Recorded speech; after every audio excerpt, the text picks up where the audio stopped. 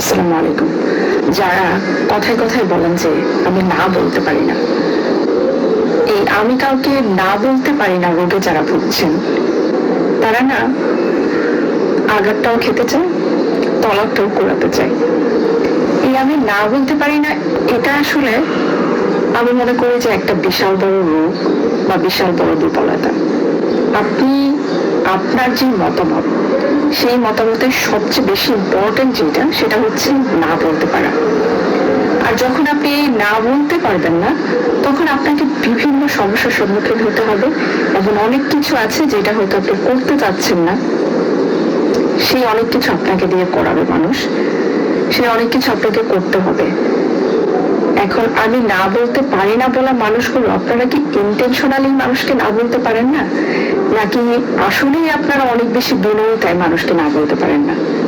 তো ভালো মানুষের সংজ্ঞা কিন্তু যেটা হ্যাঁ সেটাকে হ্যাঁ বলা, এবং যেটা না সেটাতে কঠোরভাবে না বলা।